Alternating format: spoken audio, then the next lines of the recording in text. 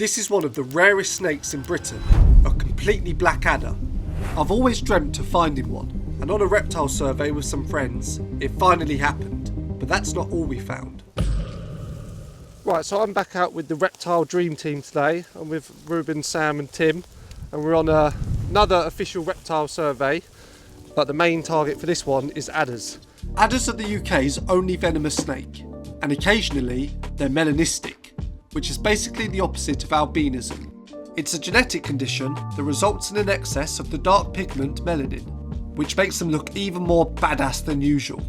The first few tins didn't have anything under them, but we did manage to spot this nice viviparous lizard basking on some grass, which was a good sign that other reptiles would be out too.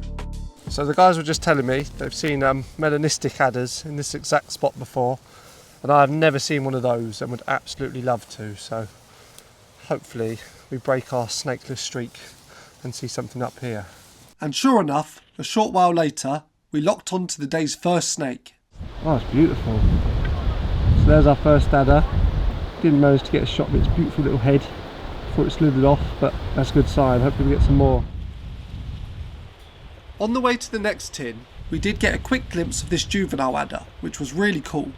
The tin itself was snakeless though, unfortunately, but there was a cheeky slow worm hiding under it that I managed to get a decent shot of.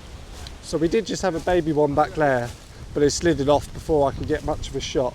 Still yet to get a nice clear shot of one today, but we're definitely in a good area now. Right, here's a tin. I think this is the one, guys. I believe. Are you ready? Yeah.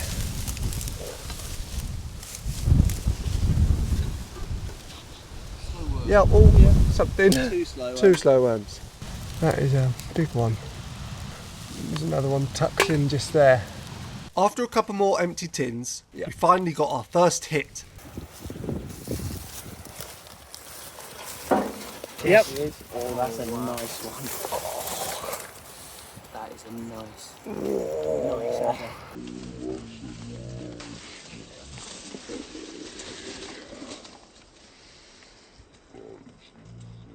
By the way, we just happened to do this survey on the windiest day of the year, so that's why I'm not including much of the audio and why some of the footage is a bit shakier than usual.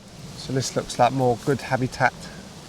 Still haven't got a clear shot of one today. So hopefully we can spot one that's basking a bit more out in the open, and I can get a cool shot of its face to show you. Are you ready? Yeah. Oh, that's a dead baby adder. No. Oh no. That's so sad. Oh. Wow, what has happened to that then? Oh man, I'm so excited for the second day. So we're not quite sure what's happened to this one, but why are you taking it away? What's the reason? I think there's somewhere that might want us to send them there, and they find out why it died to check out for new viruses and things like that.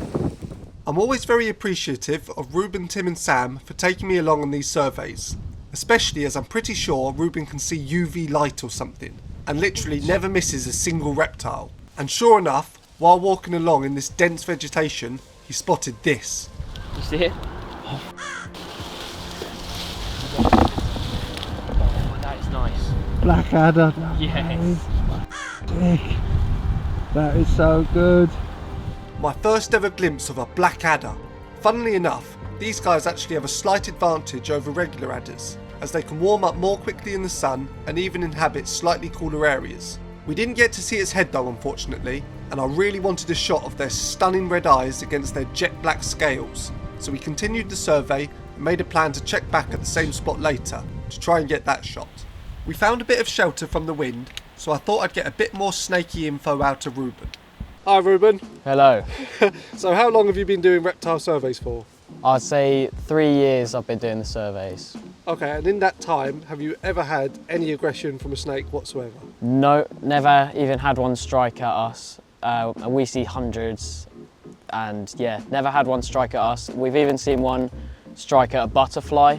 We've seen one strike at a bit of grass because it thought it was a predator, but never at us, because the only way you can get bitten by one is if you really corner it and give it absolutely nowhere to go, or if you accidentally tread on it. So basically all the dangers that people seem to think surround them are a bit blown out of proportion, eh? Yes, definitely. It's normally when dogs sort of stand over them that they get bitten. Yeah. Because they give them nowhere to escape, and it's sort of like a last resort. But they don't want to bite, they don't want to waste their venom on something that isn't their prey. Yeah. And it's always just a last resort. They'll always try and get away first. Cool. You heard it from the man himself. After many more empty tins, we spotted this gorgeous male sitting on top of the next one we were planning on lifting. And right after that, I got one of my best shots ever of this female. There are a few ways to tell males and females apart. Males are a silvery grey colour with a black zigzag, and females are more of a reddish brown colour with a brown zigzag. Also, females are generally larger. Sam got an absolutely cracking photo of this female and has tons of other amazing snaps on his Instagram, as does Reuben. All the links to their pages will be in the comments and video description. Adders hibernate over winter in something called a hibernaculum, and on one of the guy's survey sites there was a man-made one that Tim told me a bit about.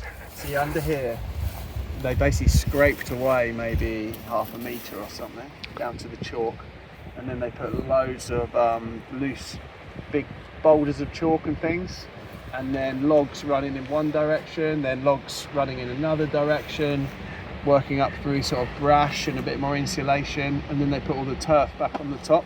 Cool. And there's south-facing slope on this side with lots of little nooks and crannies where things can get in to the deep part of the hibernaculum where they're really well insulated and really dry. It had been a pretty successful survey by this point. It just so happened that most of the sightings weren't under tins. We then made our way back to where we saw the melanistic adder, and this time we could see his little face. If you don't go on regular reptile surveys, seeing a melanistic adder may well be a once-in-a-lifetime experience. This was truly one of the most stunning animals I've ever seen.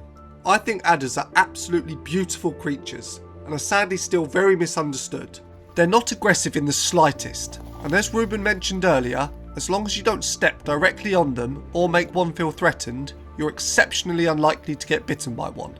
There have only been 14 deaths from adder bites in the UK in the last 145 years, and not a single one since 1975.